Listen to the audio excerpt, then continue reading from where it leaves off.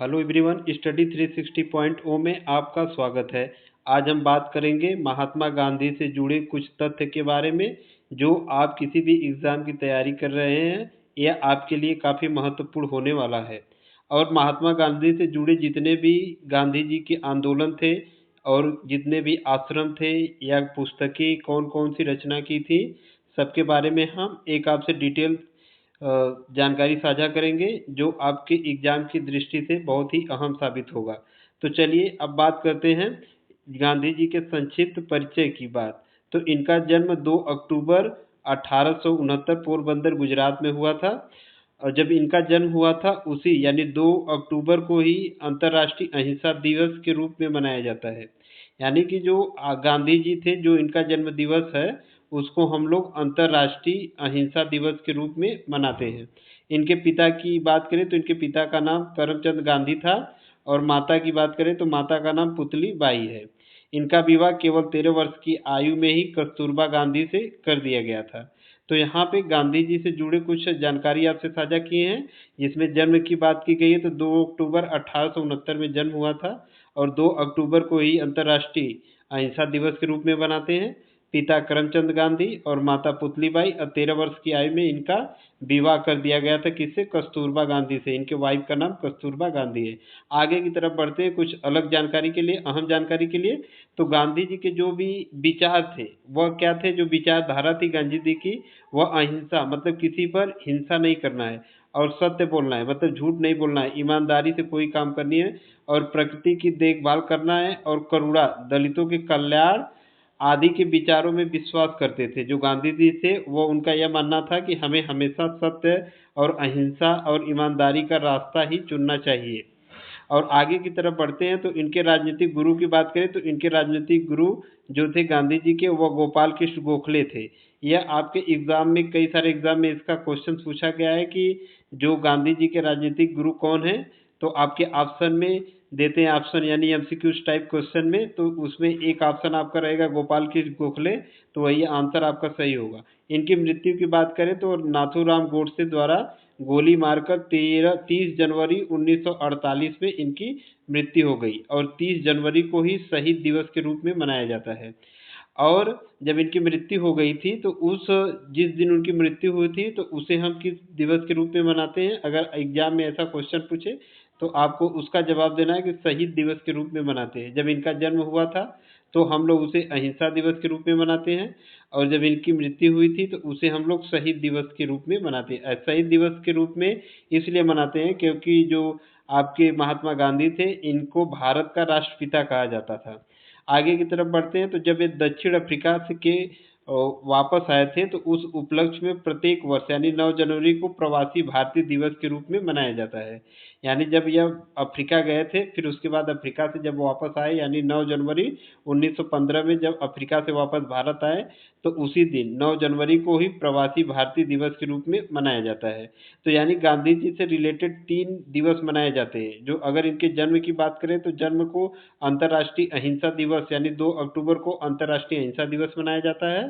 अगर इनके मृत्यु की बात करें तो यानी 30 जनवरी को शहीद दिवस मनाया जाता है।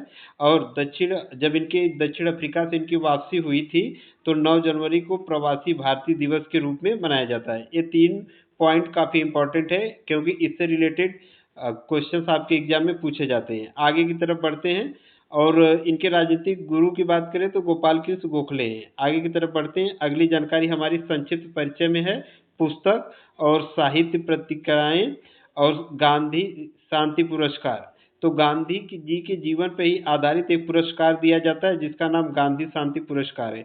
यह पुरस्कार गांधीवादी तरीके से यानी कि सत्य के मार्ग पे, अहिंसा के मार्ग पे चलकर जो आप सामाजिक, आर्थिक और राजनीतिक परिवर्तन में जो आप अपना योगदान देंगे, उसी उसी पुरुष को या उसी आदमी या उसी महिला को यह पुरस्कार गांधी शांति पुरस्कार दिया जाता है।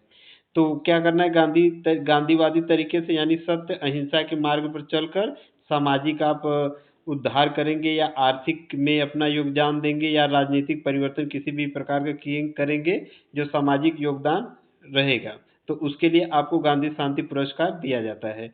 और यहाँ पे इनके पुस्तकें की बात करें तो जो गांधी जी थे वह 2 पुस्तक लिखे थे, यानी इनका जो जन्म था वह 2 अक्टूबर को हुआ था। तो आप उससे याद कर सकते हैं कि गांधी जी द्वारा 2 पुस्तकें भी लिखी गई हैं। तो एक का नाम है हिंद स्वराज, दूसरे का नाम है माई एक्सपेरिमेंट विथ ट्रूथ। तो गांधी जी का जो बहुत बड़ा हथियार था वह सत्य, यानी ट्रूथ ही इनका बहुत बड़ा हथियार था गांधी जी का। तो यहाँ पे अगर ट्रूथ ट्रूथ ट्रूथ मतलब जो सत्य का एक्सपेरिमेंट मतलब प्रयोग किए हैं कौन, गांधी जी। तो इससे आप इसको याद कर सकते हैं कि गांधी जी की जो एक पुस्तक है माई एक्सपेरिमेंट विथ ट्रूथ, और एक और है जिसका नाम है हिंद स्वराज। एक गांधी जी की 2 पुस्तकें हैं। अगर इनकी साप्ताहिक पत्रिका की बात करें तो इनकी साप्ताहिक पत्रिका जिसमें हरिजन है, नवजीवन है, यंग इंडिया है और इंडियन ओपिनियन है। तो जो इनकी पुस्तक है, जो हरिजन हरिजन और नवजीवन, और इनकी जो साप्ताहिक पत्रिकाएं हैं जिसमें हरिजन, नवजीवन, यंग इंडिया और इंडियन ओपिनियन, यानी जो इनकी पुस्तकें हैं 2 हैं, और इनकी जो साप्ताहिक पत्रिकाएं हैं वह उनकी संख्या 4 है।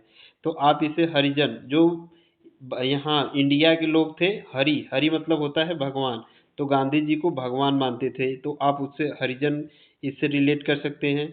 और जो गांधी जी थे वह एक सत्यवादी इंडियन थे, तो यहाँ से इंडियन ओपिनियन आप कोरिलेट कर सकते हैं। और जब गांधी जी अफ्रीका से लौटे थे तो वह काफ़ी यंग थे, तो यंग इंडिया और नवजीवन यानी नया जीवन। तो इससे आप सारी पत्रिकाओं को रिलेट कर सकते हैं। आगे की तरफ बढ़ते हैं। तो अगली जानकारी हमारी गांधी जी की प्रेरणा स्रोत से है, यानी जो गांधी जी इतनी अच्छाई किए थे, मतलब जो सही अहिंसा का और सत्य का मार्ग अपनाए थे, तो इनको कहीं न कहीं उससे प्रेरणा मिली है किसी न किसी आपके दार्शनिक से। तो पहला दार्शनिक है रस्किन बॉन्ड। यह एक इंग्लैंड का जो दार्शनिक था, और इसकी पुस्तक थी अनटूल द लास्ट। इसमें जो अवधारणा जो इससे लिए थे वो गांधी जी, वह सर्वोदय की अवधारणा है। सर्वोदय की अवधारणा आपकी गांधी जी ने जॉन रस्किन की पुस्तक अनटूल्ड द लास्ट से ली है। दूसरा पॉइंट हमारा लियो टालिस्टाय। यह एक प्रसिद्ध रूसी लेखक है, और इससे गांधी जी जो आधार प्राप्त किए थे वह अहिंसक असहयोग का आंदोलन, अहिंसक असहयोग की धारणा आधार प्राप्त किए थे। जो लियो टालिस्टाय एक प्रसिद्ध रूसी लेखक था। थर्ड पॉइंट है गोपाल कृष्ण गोखले। गांधी जी ने इन्हें अपना राजनीतिक गुरु और मार्गदर्शक मानते थे। आगे की तरफ बढ़ते हैं। तो गांधी जी के जितने भी महत्वपूर्ण आंदोलन हैं अब हम उसकी चर्चा करेंगे, और उससे जो संबंधित वर्ष हैं उसको देखेंगे। तो जब गांधी जी अफ्रीका गए, क्योंकि जब 9 जनवरी 1930 में जब अफ्रीका से वापस आए हैं, तो यानी सॉरी 9 जनवरी 1915 में अफ्रीका से वापस आए हैं, इसीलिए भारत में हर साल 9 जनवरी को प्रवासी भारतीय दिवस के रूप में मनाया जाता है। तो जब गांधी जी अफ्रीका गए तो उस समय जो वर्ष था वह 1893 था। और जब गांधी जी का पहला सत्याग्रह वह 1906 में हुआ था। और जब गांधी जी भारत लौटे तो वह 1915 में लौटे, और केसरे हिंद की उपाधि प्राप्त की, और वो भी 1915 में। ऐसा माना जाता है कि जब गांधी जी वापस अफ्रीका, दक्षिण अफ्रीका से आए तो उन्हें केसरे हिंद की उपाधि दी गई, और वह भी आपका जो सन था वह 1915, यानी जब गांधी जी दक्षिण अफ्रीका से लौटे तो भी 1915 में, और उसी वर्ष इन्हें केसरे हिंद की उपाधि दी गई। और साबरमती आश्रम की स्थापना 1917 में गांधी जी के द्वारा की गई थी। और जो चंपारण सत्याग्रह की बात करें तो यह 1917 में चंपारण सत्याग्रह का आयोजन किए। और अहमदाबाद मिल मजदूर आंदोलन 1918 में शुरुआत की गई। खिलाफत आंदोलन गांधी जी के द्वारा शुरुआत की गई, और 1919 में खिलाफत कैसे हो सकता है, जैसे दो लोग आपस में बराबर हैं तभी वह एक दूसरे के खिलाफ हो सकते हैं।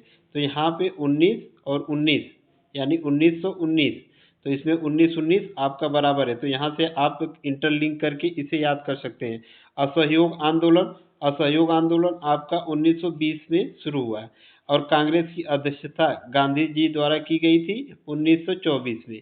तो जब गांधी जी, इसे कैसे इंटरलिंक करके याद करेंगे, जब गांधी जी ने कांग्रेस की अध्यक्षता की थी तो वह 24 घंटे काम करते थे, तो यानी आप इसे इंटरलिंक कर सकते हैं कि 1924। आगे की तरफ बढ़ते हैं। अगली जानकारी हमारी है दांडी मार्च। यह आपका नमक कानून से संबंधित है, क्योंकि इसमें 78 अनुयायियों के साथ यहाँ पे नमक कानून को तोड़ा था, जो अंग्रेजों के द्वारा लागू किया गया था। तो इसे दांडी मार्च के आंदोलन के तहत देखा जाता है। तो जो इसकी स्थापना वर्ष है वह 1930 है। आपको पता है जो दांडी मार्च है, यह नमक के लिए सत्याग्रह किया गया था। तो जो नमक की प्रेजेंट टाइम में प्राइस है वह 30 रुपये है लगभग। तो इससे आप इंटरलिंक करके याद कर सकते हैं, यानी 1930। सविनय अवज्ञा आंदोलन, ये भी आपका 1930 में हुआ था। और गांधी इरविन समझौता, यह 1931 में इसे किया गया था। द्वितीय गोलमेज सम्मेलन, यह भी 1931 में इसका आयोजन किया गया था। और पूना समझौता, यह 1932 में हुआ था। आगे की तरफ बढ़ते हैं। आगे की तरफ की जो जानकारी हमारी है वह आपके हरिजन संघ की स्थापना की थी 1932 में। और इसके 10 साल बाद भारत छोड़ो आंदोलन 1942 में गांधी जी के द्वारा शुरू किया गया था। तो यह गांधी जी के जो महत्वपूर्ण आंदोलन और घटनाएं थी, इससे जुड़े सारी जानकारी और उसके जो संबंध हैं, जो संबंधित वर्ष हैं, सबको हम एक बार आपसे डिटेल में चर्चा कर लिए हैं। अब आगे बढ़ते हैं कुछ अहम जानकारी के लिए। तो अब हम गांधी जी के महत्वपूर्ण आश्रम की बात करेंगे कि गांधी जी कहाँ कहाँ पे कौन से आश्रम बनाए थे। भारत में कई जगह आश्रम की स्थापना की। जब ये दक्षिण अफ्रीका गए तो वहाँ पे भी 2 आश्रम की स्थापना की। तो उसमें पहला आश्रम है फिनिक्स आश्रम, और फिर दूसरा है जो टाल स्टाल आश्रम। तो जो आपका फिनिक्स आश्रम है यह डरबन यानी दक्षिण अफ्रीका में है। इसे कैसे याद करेंगे? तो इसे याद करने की ट्रिक है फिनिक्स। फिनिक्स मतलब फिनिश, फिनिक्स से आप याद करें फिनिश मतलब जो खत्म हो जाता है। तो यानी जिसके अंदर डर बना रहता है, यानी जिसके अंदर डर बना रहेगा तो वो क्या होगा, वह खत्म हो जाएगा। तो इसीलिए हम जो फिनिक्स है यानी फिनिश, फिनिश मतलब समाप्त होना। तो जिसके अंदर जो फिनिश हो जाएगा कौन, जिसके अंदर डर बना रहेगा, तो डरबन, उससे आप याद रखेंगे डरबन। और यहाँ पे फिनिक्स आश्रम, इससे आप इंटरलिंक कर लेंगे इसे। दूसरा पॉइंट है हमारा टाल स्टाय। टाल स्टाय, तो यहाँ का हम टॉय पकड़ेंगे। टॉय मतलब जब कोई बच्चे को क्या टॉय मिल जाती है, नई टॉय मतलब खिलौना मिल जाता है, तो वो हंस देता है, यानी जोहान्सबर्ग। ये भी आपका दक्षिण अफ्रीका में है। डरबन भी आपका दक्षिण अफ्रीका में है। अब जब गांधी जी 1930 में, सॉरी 1915 में भारत आते हैं, तो जब उनके 9 जनवरी 1915 को भारत आते हैं, तो 9 जनवरी को ही भारतीय प्रवासी दिवस के रूप में मनाते हैं। तो यहाँ पे भारत आने के बाद भी कई सारे आश्रम की स्थापना की थी। उनका भारत में हर जगह भी स्थापना जहाँ जहाँ किए थे, जो आश्रम बनाए थे, उनको देख लेते हैं। तो पहला आश्रम है साबरमती आश्रम। इसकी स्थापना अहमदाबाद में किए थे। और दूसरा आश्रम है सत्याग्रह आश्रम। इसकी स्थापना भी अहमदाबाद किए थे। तो जो गांधी जी का सत्याग्रह आश्रम है, तो जो गांधी जी थे वो कभी झूठ नहीं बोलते थे, हमेशा सत्य बोलते थे, यानी सत्य के लिए आग्रह करते थे कि, और सबको प्रेरित करते थे कि आप सत्य को, आपको सत्य बोलना चाहिए। तो जो गांधी जी है उनसे यह सत्य वर्ड उनके लिए बहुत अहम था। तो इससे आप सत्याग्रह के लिए अहमदाबाद याद कर सकते हैं। फिर उसके बाद अगला पॉइंट है, मतलब अगला आश्रम है अनासक्ति आश्रम। यह अनासक्ति आश्रम आपका कौसानी उत्तराखंड में है। आगे की तरफ बढ़ते हैं। अगली जानकारी हमारी है सेवाग्राम आश्रम। यह आपका वर्धा यानी महाराष्ट्र में है। जब आप किसी की सेवा करेंगे तो सेवा करने से आपको क्या मिलेगा, वरदान मिलेगा। तो वरदान, उससे वरदान से आप याद करेंगे वर्धा, यानी जब किसी की सेवा करेंगे तो सेवा से आपको वरदान मिलेगा। वरदान से आपको वर्धा याद रखना है, यानी वर्धा महाराष्ट्र। अब गांधी जी के कुछ कोटेशन की बात करें कि गांधी जी अपने क्या कुछ कोटेशन या उद्धरण दिए थे, तो उसने 3-4 कोटेशन दिए, तो उसको भी देख लेते हैं, क्योंकि ऐसे भी क्वेश्चंस आपके एग्जाम में पूछे जाते हैं जो कथन से आधारित होते हैं। क्योंकि कभी कभी ऑप्शन में कोई क्वेश्चन में कोई कोटेशन दे दिया जाता है, तो और उसके आधार पे आपसे पूछा जाता है कि यह जो वाक्य है, यह जो कथन है, किस व्यक्ति या किस महापुरुष के द्वारा दिया गया था। तो इसको देख लेते हैं। तो इसमें पहला इनका कोटेशन है, खुशी तभी मिलेगी मिलेगी जब आप जो सोचते हैं, जो कहते हैं और जो करते हैं, और तीनों में क्या होना चाहिए, सामंजस्य होना चाहिए। मतलब कि जो आप सोचते हैं, जो कहते हैं और जो करते हैं, उसमें क्या होना चाहिए, सामंजस्य होना चाहिए। दूसरा कोटेशन है, कमजोर व्यक्ति कभी क्षमा नहीं कर सकता, क्षमा करने की शक्ति सिर्फ शक्तिशाली व्यक्तियों का एक गुण है। जो कमजोर व्यक्ति होता है वह क्षमा नहीं कर सकता, लेकिन क्षमा करने का जो गुण होता है वह शक्तिशाली व्यक्ति का ही गुण होता है। और जो नेक्स्ट इनका कोटेशन है वह है, आपको मानवता में विश्वास नहीं खोना चाहिए और मानवता के सागर के समान है। यदि सागर की कुछ बूंदें गंदी हो जाएं तो पूरा सागर गंदा नहीं हो जाता है। तो यह 2-3 आपके कोटेशन है, यह काफ़ी इम्पोर्टेंट है क्योंकि इस समय जो एग्ज़ाम का ट्रेंड है इससे रिलेटेड आपके क्वेश्चंस पूछे जाते हैं। आज के लिए इस वीडियो में इतना ही। धन्यवाद।